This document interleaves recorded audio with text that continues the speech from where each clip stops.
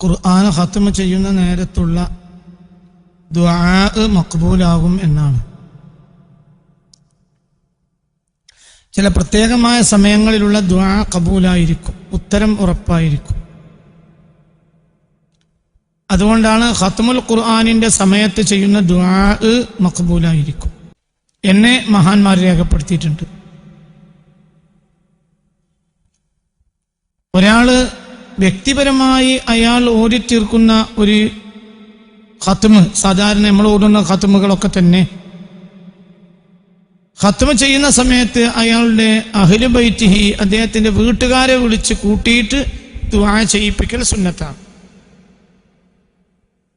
എന്തുകൊണ്ട്? അത് അദ്റാലിൽ ഇജാബ വ അദ്ആലിൽ ഇജാബ, അത് ഉത്തരത്തിന് ഏറ്റവും സാധ്യതയുള്ള സമയമാണ്. ദുആ ഖത്മ ചെയ്യുന്ന സമയത്തേക്ക് നേർച്ചയാക്കുക, അതിൽ ഭക്ഷണം കൊടുക്കുക, കൂടെ ഇരുന്ന് ഖത്മ ചെയ്യുക പോലെയുള്ള കാര്യങ്ങൾ വളരെ നല്ല കാര്യങ്ങളാണ്. മസ്ഹൂറായ ഒരു സിഹർ ബാധിച്ച വ്യക്തിയെ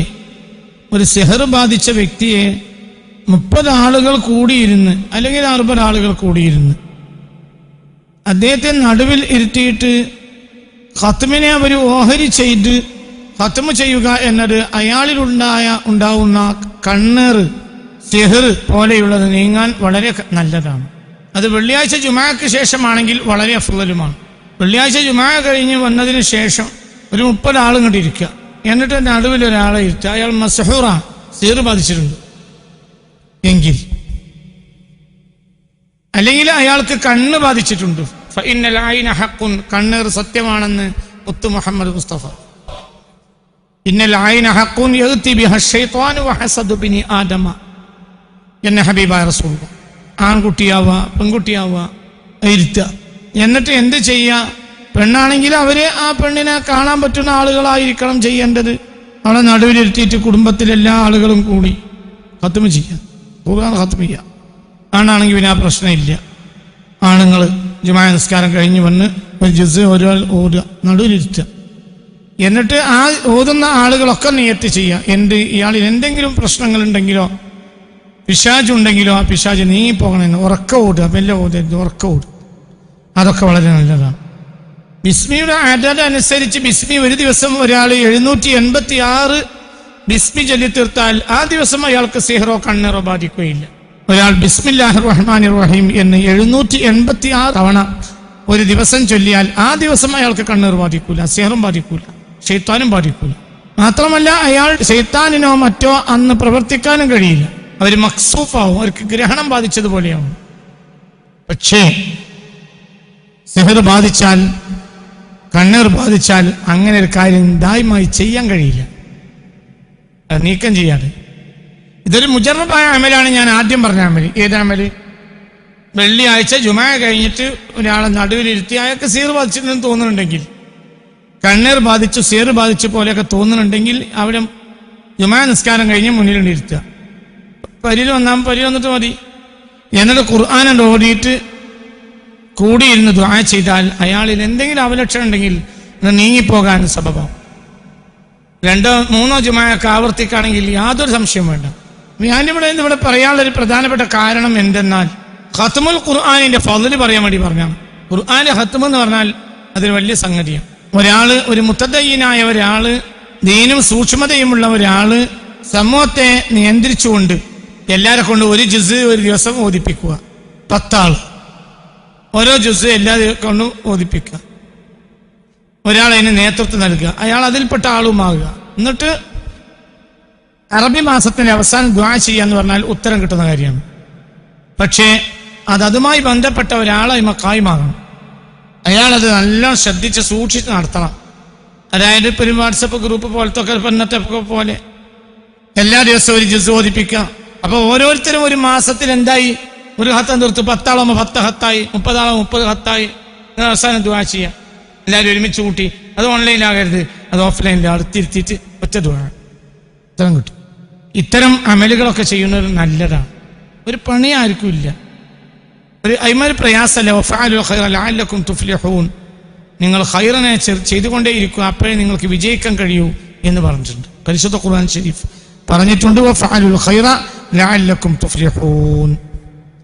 ഫഅലുൽ ഖൈറ ലഅല്ലക്കും തുഫ്ലിഹൂൻ. ഫഅലുൽ ഖൈറ, നിങ്ങൾ ഖൈറിനെ പ്രവർത്തിക്കുക, ലഅല്ലക്കും തുഫ്ലിഹൂൻ, അപ്പോൾ നിങ്ങൾക്ക് വിജയിക്കാൻ കഴിയും എന്ന് പറഞ്ഞിട്ടുണ്ട്. ഫഅലുൽ ഖൈറ വഫഅലുൽ ഖൈറ ലഅല്ലക്കും തുഫ്ലിഹൂൻ. അല്ലാഹു നമുക്ക് നാഫിഅ ഇൽമിനെ തരട്ടെ. ഇത്തരം കാര്യങ്ങൾ ശ്രദ്ധിക്കുക. ഖുർആൻ ഖത്മ ചെയ്യുന്ന നേരത്ത് ആ സ്ഥലം ഭംഗിയാക്കുക, അലങ്കരിക്കുക, അതിൽ നല്ല സുഗന്ധമുള്ള വാസനയുള്ള സാധനങ്ങളെ പുകപ്പിക്കുക. അതൊക്കെയും വളരെ നല്ലതാണ്. ഖുർആൻ ഓടുന്ന പ്രധാനപ്പെട്ട ഒരു വീട്ടിലെ പ്രധാനപ്പെട്ട സമയമാണ് ബൈനൽ മഗ്രിബി വൽ ഇശാ ദായിമൻ.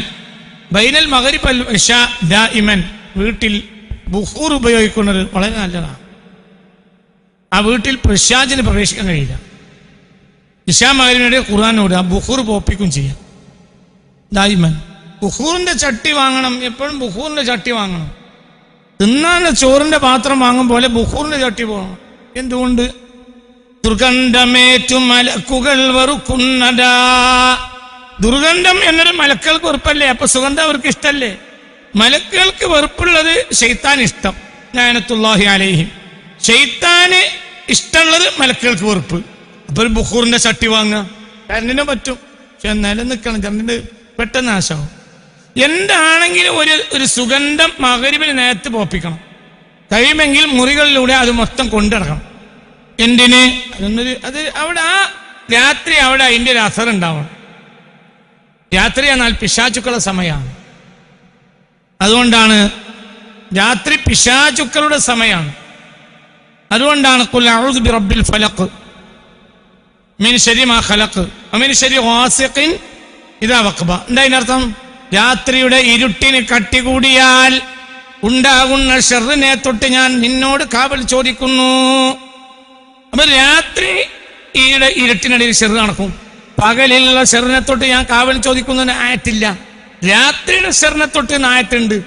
നൂറ് എന്നത് അള്ളാഹിന്റെ സിഫത്തും കൂടിയാണ്. നൂറ് അള്ളാഹിന്റെ സൃഷ്ടിയാണ് പ്രകാശം. എന്നാൽ അള്ളാഹുവിന്റെ നൂറ് എന്നത് അള്ളാഹിന്റെ ഇസ്മാ. നൂർ മിൻ അസ്മാ ഇല്ല. എന്നാൽ ഇരുട്ടി എന്ന ഒരു ഇസ്മ അള്ളാഹ്ക്ക് ഇല്ല. ഇരുട്ട് ദജ്ജാലിന്റെ ഇസ്മ. അള്ളാഹു കാക്കട്ടെ. വീട്ടിൽ നിർബന്ധമായിട്ടും പുകപ്പിക്കണം മഗ്രിബോടുകൂടി. ഇത് നമ്മളൊരു ജീവിത ചിട്ടയാക്കി മാറ്റണം. എല്ലാവരും ചെയ്യണം. ചന്ദനത്തിരി പറ്റൂന്ന് വെച്ചാൽ പറ്റും, കുഴപ്പമൊന്നുമില്ല. പക്ഷെ ചന്ദനത്തിരി കൂട്ടുണ്ടാകുന്ന മുഖത്തര ഉറപ്പ് കിട്ടൂല, തെറ്റില്ല.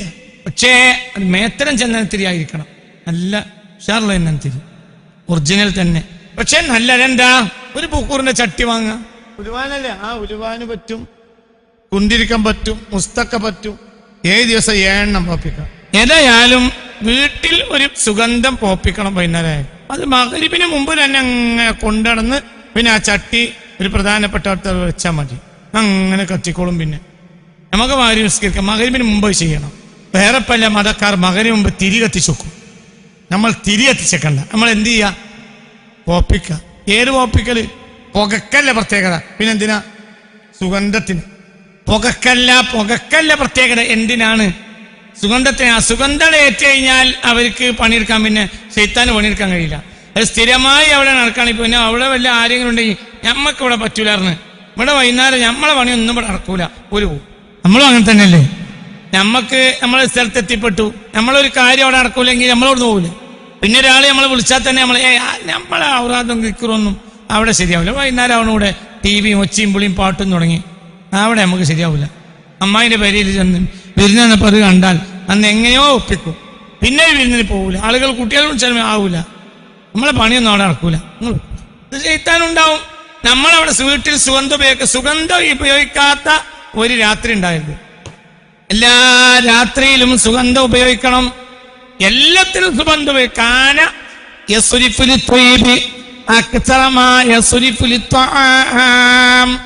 സുഗന്ധത്തിന്, ഭക്ഷണത്തിന് ചെലവാക്കുന്നതിനേക്കാൾ പണം സുഗന്ധത്തിന് ചെലവാക്കിയ ആളാണ് മുഹമ്മദ് മുസ്തഫ. ഭക്ഷണത്തിന് ചെലവാക്കിയതിനേക്കാൾ പണം സുഗന്ധത്തിന് ചെലവാക്കിയ ആളുടെ അനുയായികളെ നമ്മൾ മുഹമ്മദ് മുസ്തഫ സല്ലല്ലാഹു അലൈഹി വസല്ലം. ശ്രദ്ധിക്കുക, അതൊക്കെ വളരെ നല്ലതാണ്. അതൊക്കെ ശ്രദ്ധിക്കണം. ആ വീട്ടിലൊരു ബർക്കത്തുണ്ടോ? മറ്റൊരവിടെ ഉണ്ടെങ്കിൽ നിലനിൽക്കാൻ വയ്ക്കൂല. അതുകൊണ്ട് നമുക്ക് കാര്യം മനസ്സിലാക്കാം. പിശാചിന്റെ സ്വാധീനമുള്ള ആളുകൾക്ക് എന്നും അൽബഖറ ഓടാൻ കഴിയുകയില്ലെന്ന് മുഹമ്മദ് മുസ്തഫ. എല്ലാ ദിവസവും അൽബഖറ ഓടിയാൽ ആ വ്യക്തിയിൽ ഒരു പ്രത്യേക ബർക്കത്തിറങ്ങും. ആ വീട്ടിൽ ശൈത്താൻ ഉണ്ടാവില്ല. പക്ഷേ പിശാചിന്റെ പിടുത്തത്തിൽപ്പെട്ട ആളുകൾക്ക് അതിന് കഴിയുകയില്ല എന്ന് മുഹമ്മദ് മുസ്തഫ. അതെന്റെ ഒക്കെ ഒരു ദിവസം ഓടാൻ കഴിയും, 2 ദിവസം ഓടാൻ കഴിയില്ല, 2 കഴിയും, 3 കഴിയില്ല. 3-ാം ദിവസം ഓതാൻ വേണ്ടി ഇരിക്കുമ്പോഴായിരിക്കും കുട്ടി അപ്പുറത്തൊരു ക്ലാസ് പൊട്ടിച്ചിട്ട് അതിന്റെ മേലെ കൂടി നടന്നിട്ട് മുറിയായി. പിന്നെ ആശുപത്രിക്ക് ഓടി പറഞ്ഞു ചെന്ന്. അന്ന് അവല് വക്കത്തിൽ ഐശ വരെ നടന്നില്ല. എന്റെ പിന്നിൽ മറ്റും പ്രവർത്തിക്കും. ഇത് മുടക്കി. പിന്നെ 3 ദിവസം ആശുപത്രിയിൽ നജസിൽ പരണ്ടോണ്ട് അവിടെയായി. അപ്പൊ ഈ പെണ്ണിന് തോന്നി എന്ത് ഇപ്പൊ ഈ സമയത്ത് ശരിയാവില്ല, അൽബഖറ പറഞ്ഞാൽ ഒപ്പിച്ച് നിസ്കരിച്ച് ഒപ്പിക്കാൻ മറ്റേ കഴിയണില്ല. ഒരു വസ്വാസായി വസ്ത്രത്തിനെ പറ്റിയൊക്കെ 4-5 ദിവസം അങ്ങനെ പോയി. അതോടുകൂടെ ആ ചെട്ടിപ്പോയി. ഇതിന്നൊരു കാര്യം മനസ്സിലാക്കാം. ഇവിടെ ആരുണ്ട്? പിശാചുണ്ട്. ജ്ഞാനത്തുള്ളാഹി അലൈഹി. അള്ളാഹു കാത്തുരക്ഷിക്കട്ടെ. ഇവിടെ പിശാചുണ്ട് നമുക്ക് എളുപ്പത്തിൽ മനസ്സിലാക്കും. പിശാച് ഒരിക്കലും ഖൈർ നിലനിൽക്കാൻ വയ്ക്കൂല. ഒരു ഖൈർ നിലനിൽക്കാൻ പിശാച് സമ്മതിക്കൂല, ഒരിക്കലും സമ്മതിക്കൂല. ഒരു ഖൈർ ഒരാളിൽ നിലനിൽക്കുന്നുണ്ടെങ്കിൽ അയാൾക്ക് ആരെ സ്വാധീനമില്ല? പിശാചിന്റെ സ്വാധീനമില്ല. ഒരു പിശാച് ബാധ ഏറ്റ ഒരാൾ ഈ സദസ്സിൽ പങ്കെടുക്കാം. പിശാച് അവിടെ പള്ളിന്റെ പുറത്ത് ഇറങ്ങിയിരുന്നിട്ടുണ്ടാവും. മുമ്പ് പോകുമ്പോൾ ചെരുപ്പിനോടുകൂടെ തോള് കയറി കൊടുത്ത് തിരിച്ചു പോവുകയും ചെയ്യും. അള്ളാഹു നമ്മളെ കാത്തു രക്ഷിക്കട്ടെ. വിജയം ചെയ്യും. ഒന്നും ശൈത്താൻ പോവില്ല. ശൈത്താനെ ശരിയാക്കണം, അല്ല ശൈത്താൻ പോവില്ല.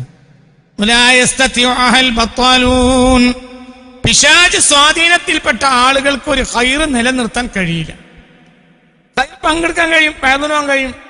പിറ്റേന്ന് നാടകത്തിനും പോകും, സിനിമക്കും പോകും. തലേന്ന് പേദനവും, പിറ്റേന്ന് ഏതെങ്കിലും രാഷ്ട്രീയ പാർട്ടിന്റെ പ്രകടനത്തിൽ കൂടി തോന്നിയാസം വിളിച്ചറിയാനും പോകും. 2 തന്നെ മജ്‌ലിസിനുൽ പങ്കെടുത്തതുകൊണ്ട് ശൈത്താന് ദേഷ്യം ഉണ്ടാവും. എന്നെ കൊണ്ട് അപ്പൊ എന്തുണ്ടാവും? ഇന്ന് ഞാൻ കാണിച്ചു തരാന്നറിയും.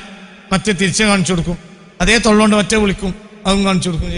ശൈത്താൻ എന്നത് ഇന്നഹു ലക്കും അദുവ്വും മുബീൻ, നിങ്ങൾക്ക് ഏറ്റവും വ്യക്തമായ ശത്രുവാണ് പിശാച് എന്ന് ഖുർആൻ പറഞ്ഞിട്ടുണ്ട്. അള്ളാഹു നമ്മളെ കാത്തു രക്ഷിക്കട്ടെ.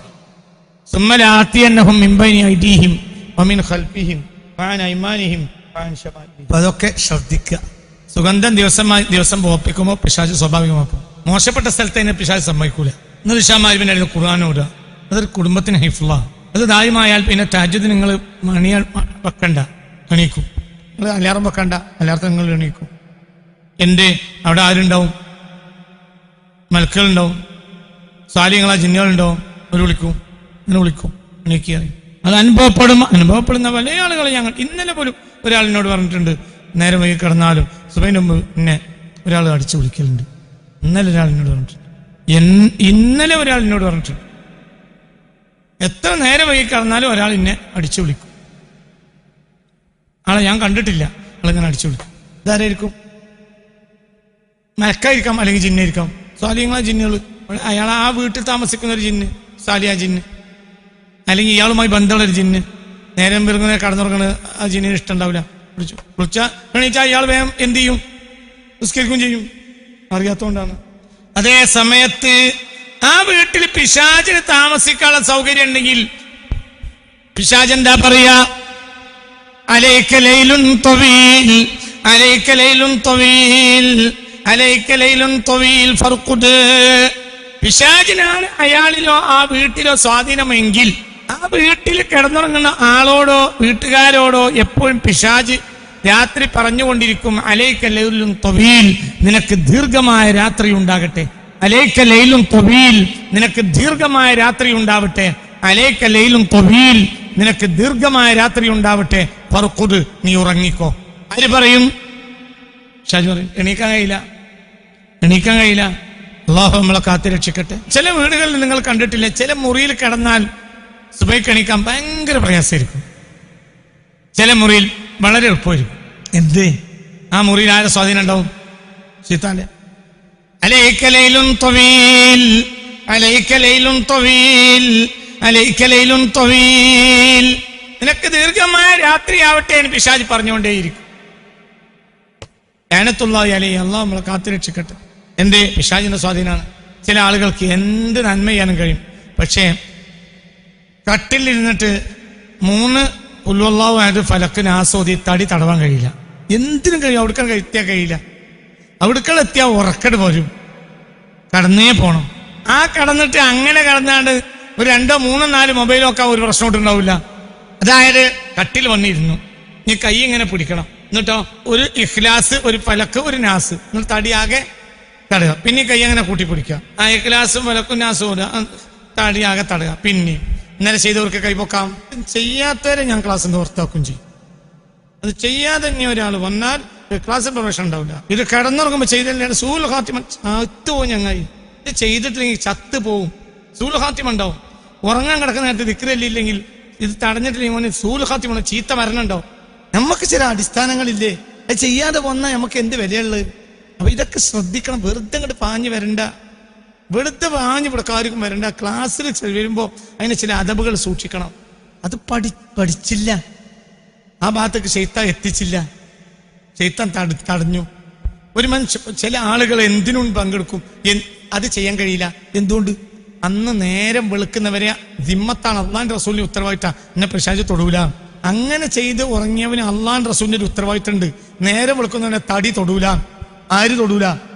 ശൈത്താൻ തൊടൂല. അങ്ങനെയുള്ള ആളുകൾക്ക് ഒരുപാട് ഗുണങ്ങളുണ്ട്. ഒന്ന് മൂത്രിക്കണം തോന്നിയാൽ ഒന്ന് മൂത്രിച്ചെടുക്കാൻ കഴിയും. ആ മൂത്രിച്ച് കിടക്കുന്ന നേരത്ത് മൂത്രിച്ച് തിരിച്ചു വരുമ്പോൾ ഒന്ന് ഒതു ചെയ്യാൻ കഴിയും. അശുദ്ധി ഉണ്ടായാൽ ശുദ്ധീകരിക്കാൻ കഴിയും. മറ്റൊന്ന് അതൊന്നും കഴിയില്ല, ഓന് ഭയങ്കര ആടായ ഉറക്കായിരിക്കും. ആ ഉറക്കാട് നീളും ചിലപ്പോ സുബൈബിന്റെ കഥ വരെ. എന്തുകൊണ്ട്? അവിടെയൊക്കെ പിശാച് എന്ത് പറയും? അലൈക്കലൈലുൻ തവീൽ, നിനക്ക് ദീർഘമായ രാത്രിയാട്ടെ. ഇനി ആദ്യം മുതൽ പണിയെടുത്തു പോരണം. എവിടെ മുതൽ? മഗ്‌രിബ് മുതൽ പണിയെടുക്കണം. ശൈത്താനെ പുറത്താക്കണ പണി. കഴിച്ച ഭക്ഷണപാത്രങ്ങൾ കഴുകാതെ ഉറങ്ങരുത്. എന്തുകൊണ്ട്? ആ വീട്ടിൽ മലക്കിന് പ്രവേശനം ഉണ്ടാവുകയില്ല. ആവറേജ് കഴുകലെങ്കിലും കഴുകണം. നേരെ പൊളിച്ച് നന്നായി കഴിക്കളി. അതിന്റെ വൃത്തിയിടമൊക്കെ കളഞ്ഞിട്ടൊന്ന് ശരിയാക്കി വെക്കുക, എന്നിട്ട് അത് ഒന്ന് ലെവലാക്കി വെക്കുക. നേരെ പൊളിച്ച് നന്നാക്കി കഴിക്കോ. വളരെ ശ്രദ്ധിക്കണം ഇത്തരം കാര്യങ്ങളൊക്കെ.